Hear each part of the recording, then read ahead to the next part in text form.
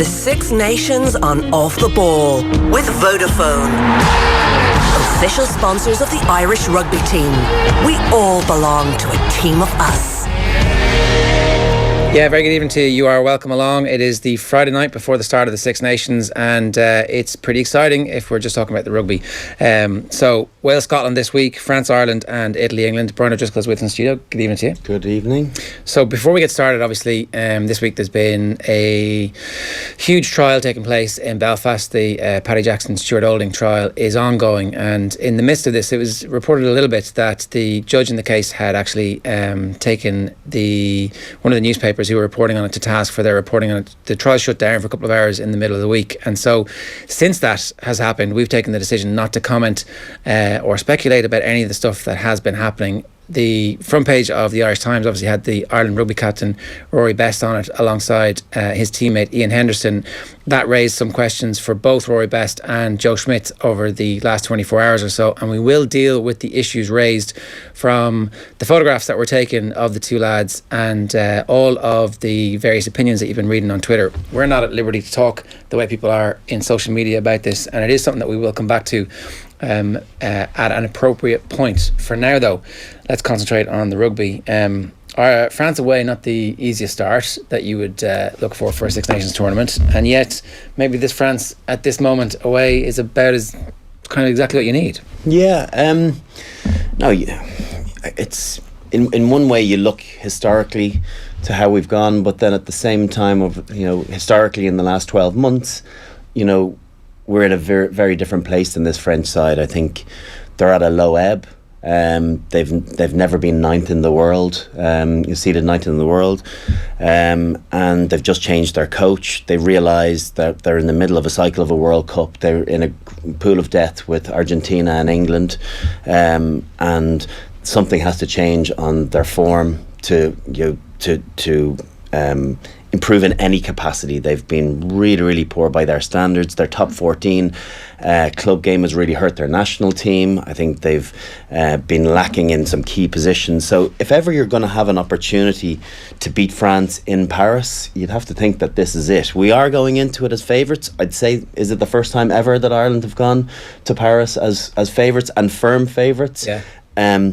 It's not just the Irish media or the English media that think it, but the French media. I did an interview yesterday with the Sud-Ouest down in Bordeaux newspaper, and he, the journalist really didn't seem to give France a huge amount of hope. Yeah. So it's always dangerous from our perspective. We don't sit with that well. We don't want to be overwhelming favourites, but the reality is, if you want to achieve something at a global level, you have to be able to take these pressures as they come at you, and they're warranted because we're a vastly improved team on the team that took to the Six Nations last year. Well, the only thing about that is that heading into the Six Nations last year, we were just coming off the back of the New Zealand victory, and we thought, wow, we're impenetrable.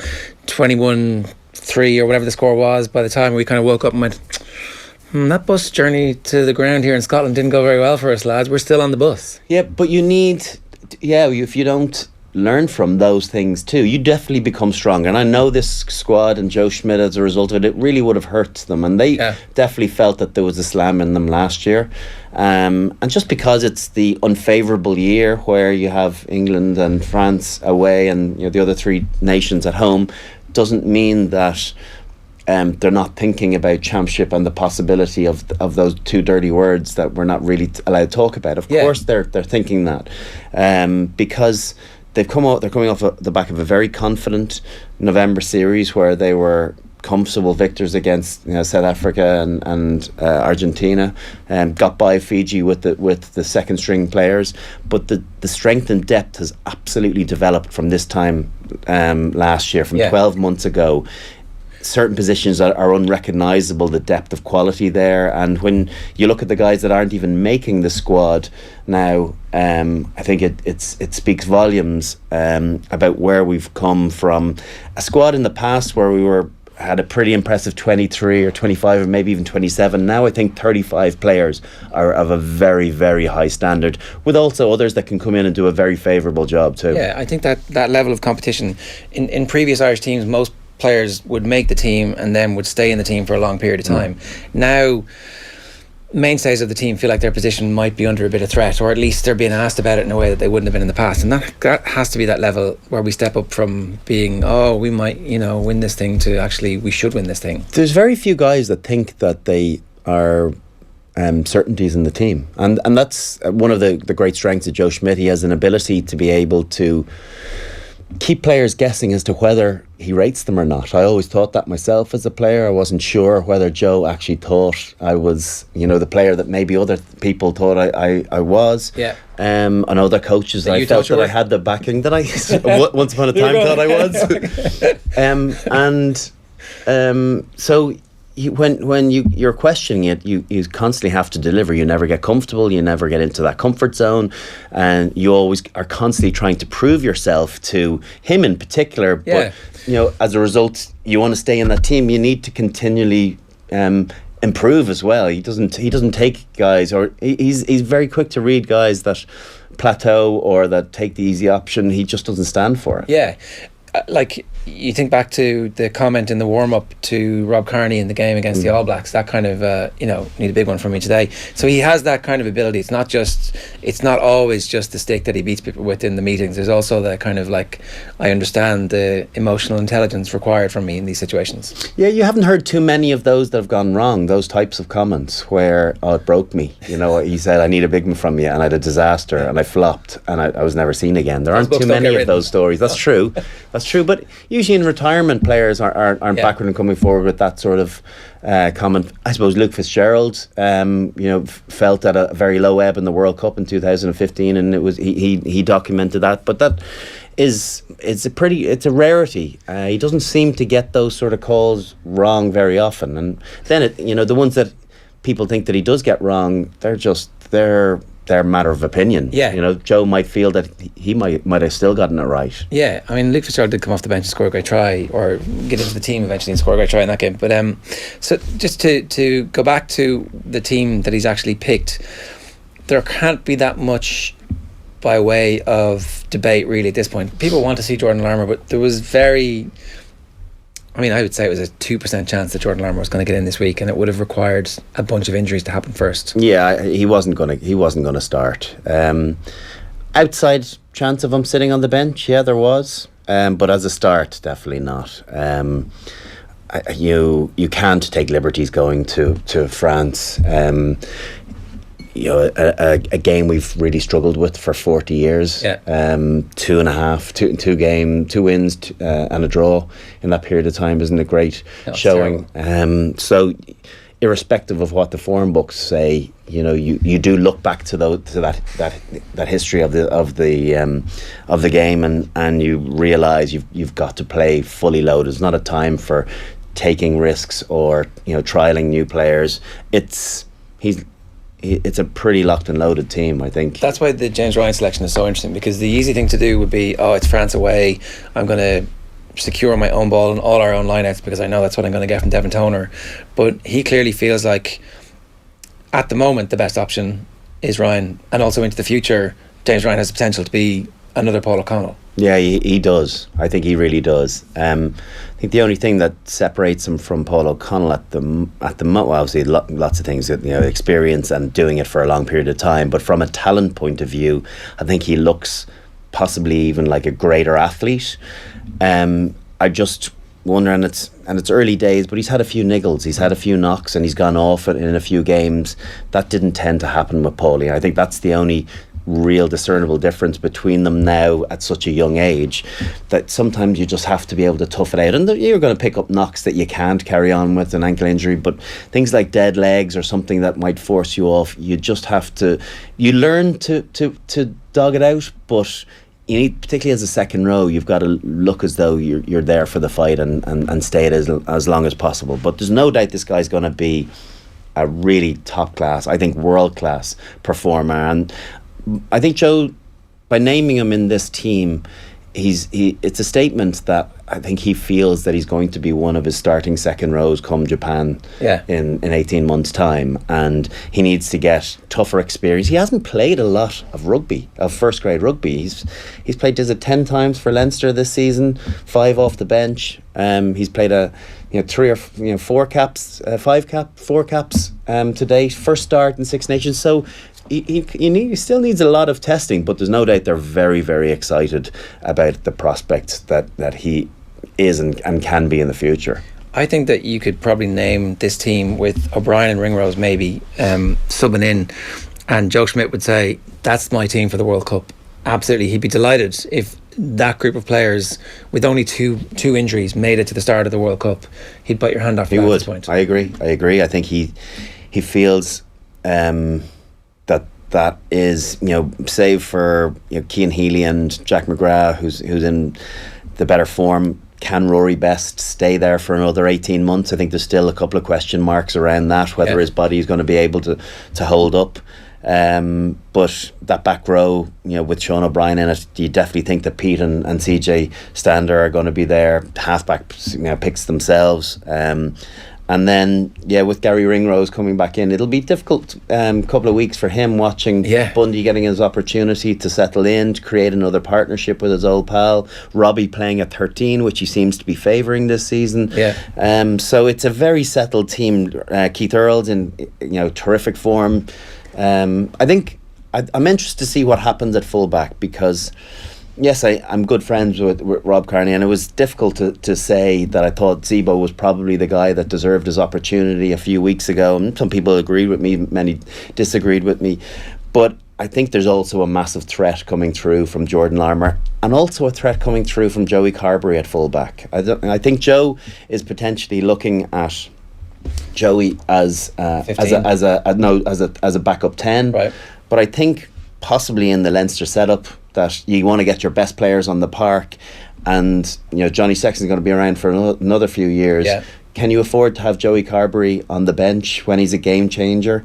So I'm really interested to see what happens in this Six Nations, whether Jordan Larmour gets an opportunity there, whether Joey potentially gets an opportunity there, or at 10, and whether that all-out attacking arsenal is developed, or do you go with the undoubted solidity of Rob Kearney that still has moments of magic that can break gain lines, but maybe not quite create like the other two aforementioned players. We obviously would have been relatively critical of the fact that Warren Gatlin seems to have discovered in the middle of the Lions tour that having Owen Farrell and Johnny Sexton on the field at the same time was a great idea. It kind of seemed like it happened accidentally, even though the whole world was like, oh, why didn't you try and put them together?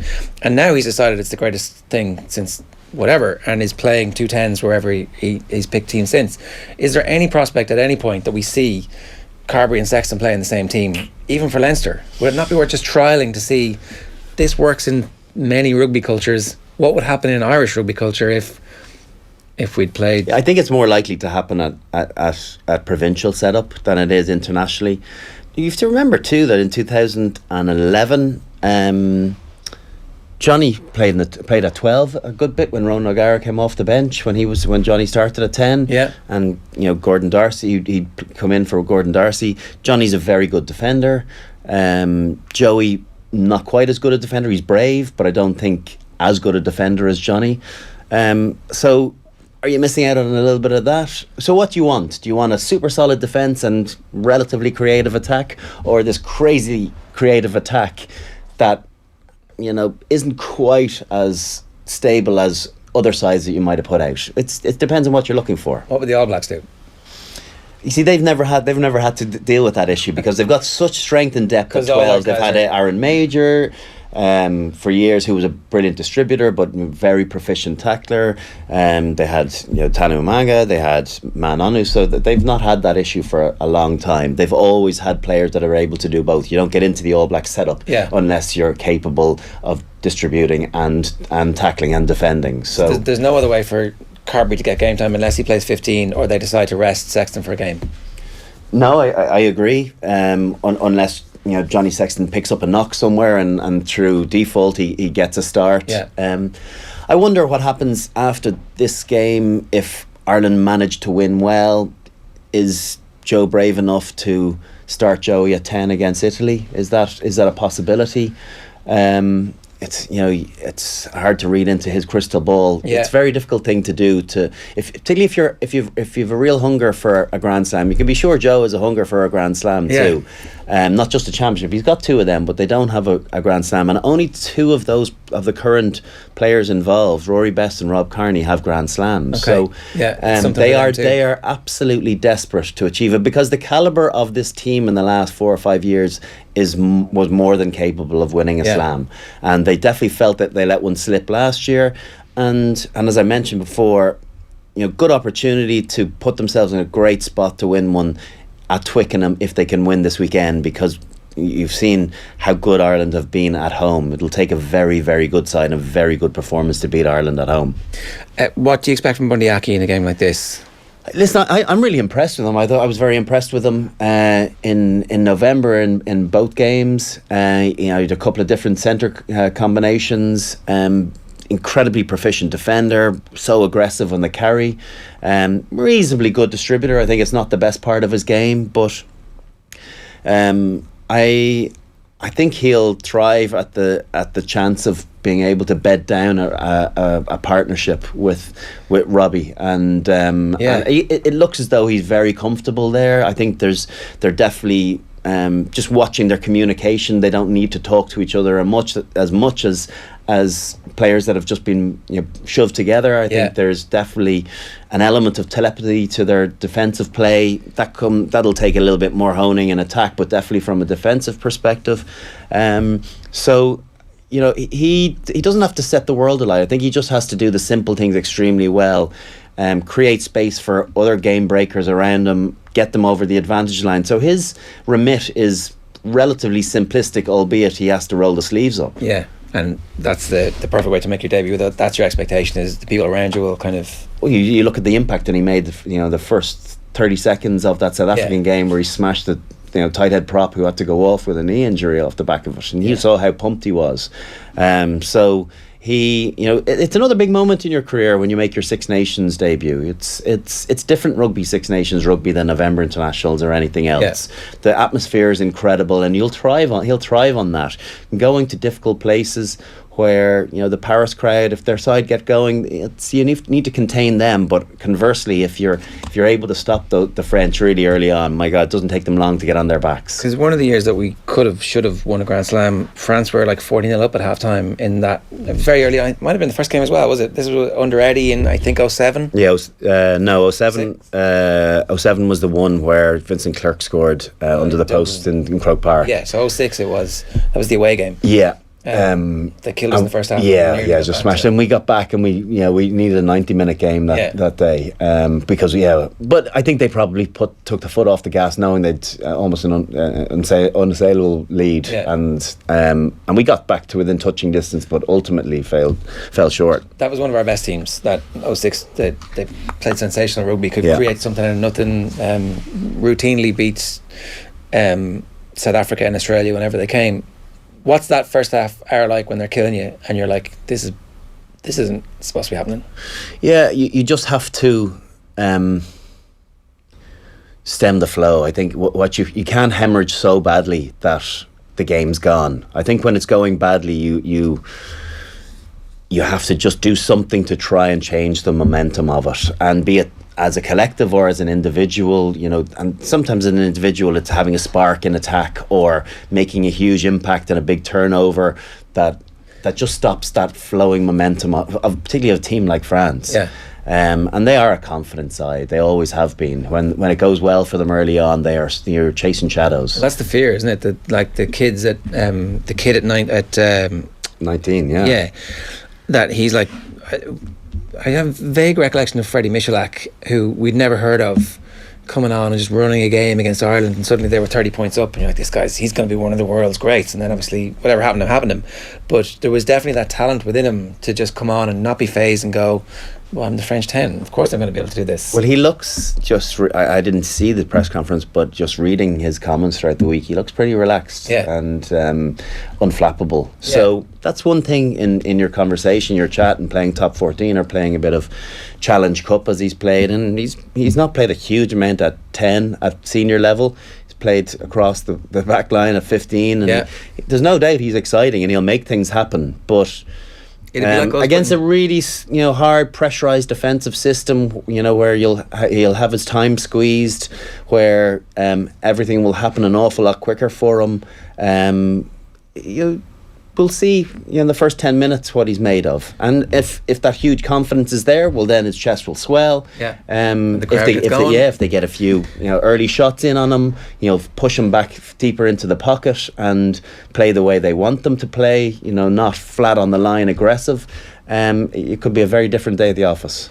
Like, it's one of those situations where there isn't a whole heap of tape on him. Like, they would have had to go and dig out stuff in the last couple of weeks when it looked like pardon me, he was going to get played, and last year's under-20s game as well. And even to that point, Joe Schmidt would have hated the fact that they changed Guinoves to Brunel, because he ultimately doesn't know what style they're going to play. It's a blank canvas that he's going with. Now, he's only had a couple of weeks with them in camp. It'd be so how much is he going to be able to change? So, and how much will he try and change their style? You would think it'll be pretty simplistic.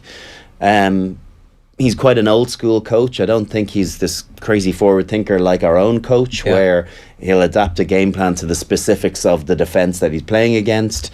But maybe he'll just go and tell them to go and play with an ambition of the French team of the 80s, of just play heads up and see, and not really constrict them in any way. That can work for them, but that looseness can hurt a side too. Because there was this sense, and I don't know if it's true or not, that he's been picked and he's picking this guy because they won the right to host the World Cup, and they're not even thinking now about what happens in Japan. Laporte, this is going to be his entire legacy. There's a raid from the police. You want to go, okay, everything has to calm down in France a little bit. But is there any potential that they're thinking that far ahead by picking this guy? Like, is that nonsense? I think so. Is Jacques Brunel thinking, France 2023? You couldn't imagine so. I think they're looking at just trying to get some building blocks back in place and get a bit of credibility back. They haven't won in 7. The last game in Stade de France, or in France at least, was against Japan. A draw. Yeah. So by their standards, that is absolutely unacceptable. They're used to getting to semi-finals and finals of World Cups. They're yet to win one, but they want to get to the business end. They haven't really delivered in Six Nations for a while, so the place to start building again is at home. Yeah. And first up, having us this weekend. A quick word about Julian Bonner before I get to the comments coming through on Facebook. Bonner is one of those characters who, anytime he was playing on the French team, you knew that he was going to be causing us trouble, even if it was for a club or country. And he also seemed to be made of iron. There was he was clever too. Good line-out operator too. Always made it difficult for the opposition line-out. Savvy, had a nice bit of tug about him. Yeah, he was a really good mixture of a player you'd love to have in your side. Always massively rated by the players in his team. He was almost like a Richard Hill type character. Yeah, that you got the full appreciation from those that played in his company rather than necessarily externally. Because he's got no coaching expertise, experience, blah blah blah. But actually, he's one of those players who you expect really has been coaching since he was 25 on whatever team he was on, and that counts. It's true. Yeah, I'm sure that the better sides are owned by the players. Yeah. They sit in with the coach at the start of the week and they map out how they want to go and play against the opposition, particularly from a set piece perspective and line out, going after a certain ball or offering the opposition ball at 2 and making sure they shoot as off the back with tail gunners, putting pressure on the 10, all those sort of decisions. Or if someone's a bit of a shaky thrower, that you offer them the back, you stack this the front and middle pod, and you make them go to the back and tell them, all right, it's there for you. Yeah, it's the brave ball, but go and get it. Yeah, so all of those decisions, they're made in the field in the middle of the game. But they're made at the start of the week, and players like him, senior players that you clearly have a brain and have a big input into those sort of moments. I don't know if I'm bringing this up to talk myself into some kind of sense of fear ahead of this game. It's like, the other side of it is he's a brand new coach at international level, and how much influence can he really have? That's the ghost of French rugby haunting us this week in our build up to the game. If we looked logically at this, we're going to kill them. We should kill them. It's one of those rare chances to go and say, fuck you. It'll be hard for the first 40, 50 minutes. But I think we'll have too much. We're too well drilled. I think we've got a really, really good balance now between our starter plays of pulling teams apart. That's what'll annoy Joe, is that he won't fully understand what defensive system. You can tweak that in 2 weeks. So you don't really know what defensive system, whether the wingers will be playing high, whether how many they'll have in the backfield. So you'd have seen plays at different times over the last year where he modified a kick pass off Conor Murray against South Africa because he knows that the scrum half is going to be out there to get him isolated. Those sort of moments are what the analysis of a coach's strategy goes into in advance of playing the opposition, whereas he doesn't have that chance against so Jacques mid-game Brunel. he starts to see stuff, the players start to see stuff and they start to diagnose it.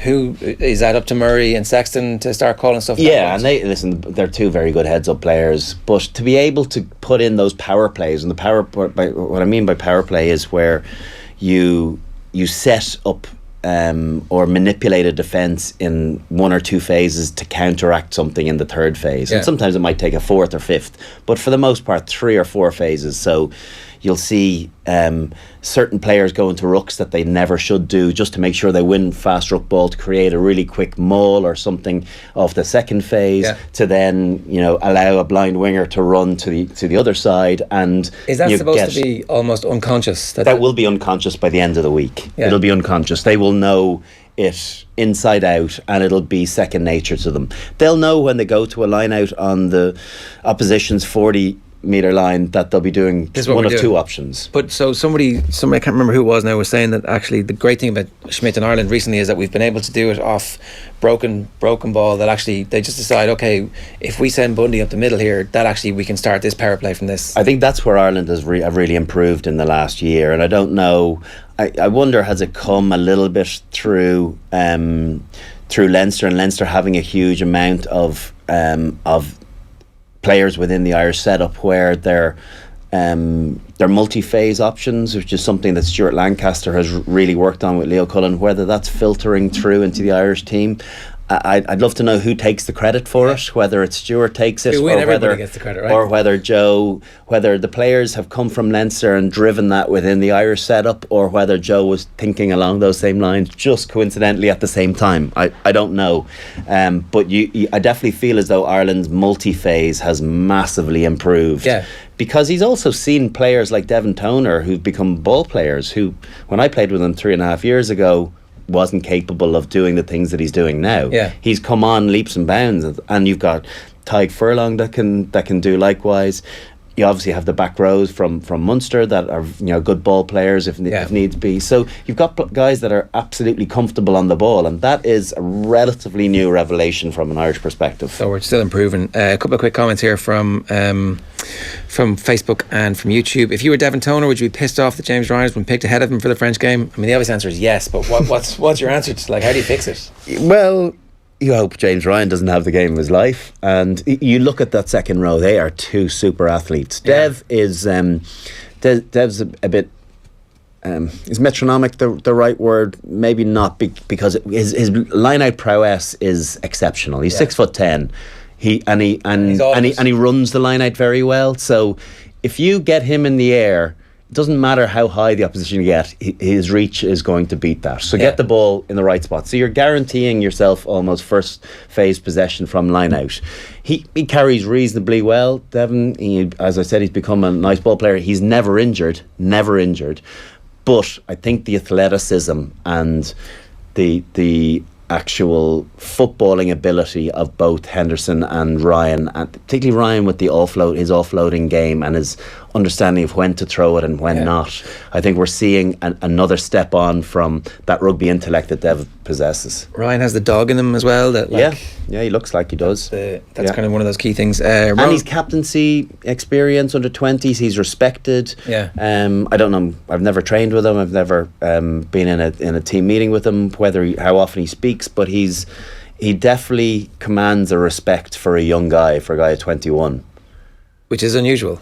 Which is real. It's Paulie stuff. It is. It's he's probably just going about his business, but that immediately becomes apparent to a squad, and senior players will go to him for his opinion because they'll rate it and they'll respect him for it, and that's when you'll see that blossoming confidence come through. Ronan Ellis O'Neill on YouTube: can Ireland replicate the consistency shown by Leinster this season? Yeah, I don't see why not. I think we have to still be, as much as I talked about the strength and depth, I think we still need some of our key players. I think I thought Conor Murray was absolutely irreplaceable. He's still light years ahead of everyone else, but Luke McGrath's played well. Conor Murray's pass is a lot better, so you don't want to lose that. You can't lose Johnny Sexton. I think any team is better with him at 10, and Tyke Furlong. Those three guys, you don't want to see ourselves losing them. So if you can have those three with not too many other injuries, but probably you'll accept one or two others in varying positions, because the next person in it won't be that much of a deficiency. No, and like, you're kind of excited. Obviously the Larmour thing is there, but there's a bunch of other players you wouldn't mind seeing getting an opportunity in the circumstances to see what they can do. But we will too. We'll have injuries. There will. That's it's almost a certainty. So guys will get a chance. It's just a matter of who it's going to be. So we're going to win this game? I think we're going to win this game. I'd be confident that we can win it and maybe win it by 10 points. Right. Yeah, it does feel like that, and it feels like you don't get that many opportunities to assert yourself. We're the big dog, and the next time we play you, whenever that is. I just wonder about the mentality of French. I think they know. It was interesting reading Ronan O'Gara today in the Irish Examiner, and him talking about the French players know that the Irish players are better than them at the moment.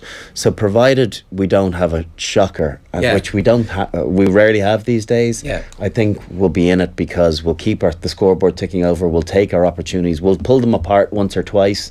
So you'd have to think, we'll score probably 20 points. Will we concede 20?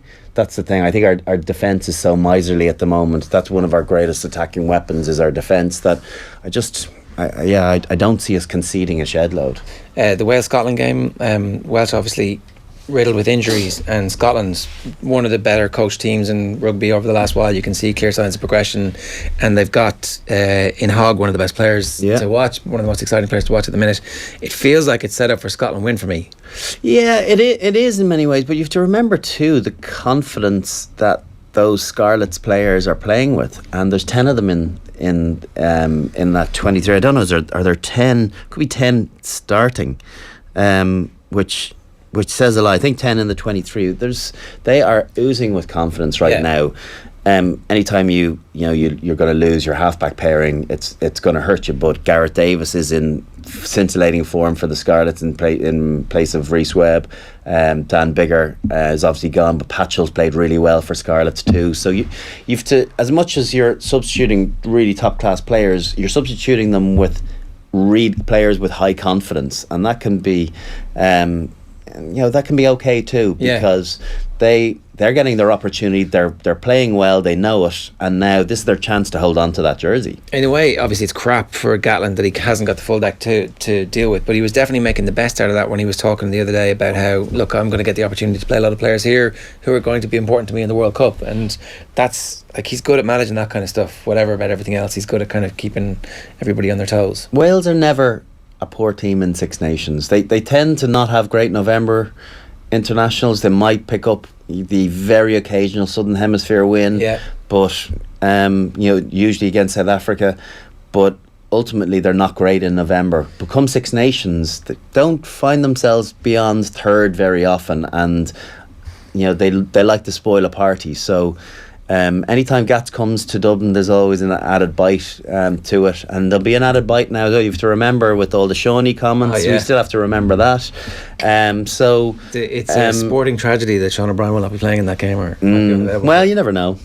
Is he? I don't know if he's gone for the lot of it. But what's that, game 3? Yeah, outside chance. They were saying it was an outside chance, but it's one of those like.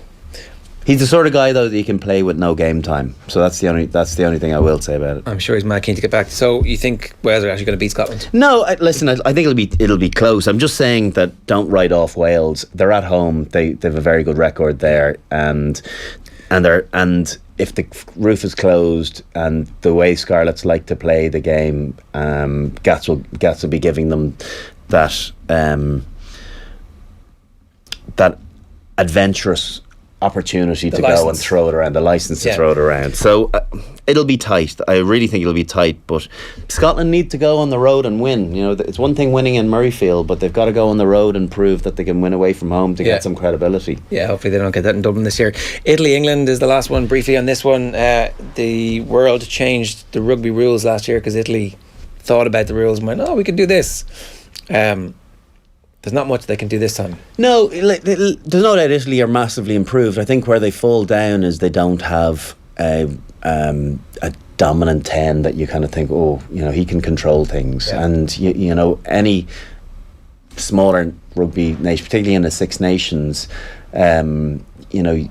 since Diego Dominguez, they haven't been able to really replace someone that could do one thing extremely well: goal kick to the corners, run the back line fantastically, defend brilliantly. No one's really stood up. There's been a lot of interchange, and so until they get that player, I think they're always going to struggle a small bit. But if they can hang in there and be super competitive and play with a bit of ambition and be brave. I think that's the thing you have to be against England. They've got this massive rush defence, but you got to throw the pass sometimes and risk the odd intercept, but back yourself to get out into those wider channels. So I think England will have too much for them, but I don't think England are the England of the last 24 months. So we have a chance of winning the Grand Slam? Yeah, we do have a chance, but we have a chance of losing on Saturday too. So any bets would be off at that stage. On that note, Brian, good stuff. Thanks very much. Cheers. We're going to have Lawrence Delalio speaking with Keith Wood on the radio a little bit later on, and we'll have this full interview for you as well if you missed any of it. So we'll be live on News Talk from 7 o'clock this evening. Good luck. The Six Nations on Off the Ball with Vodafone. Official sponsors of the Irish rugby team. We all belong to a team.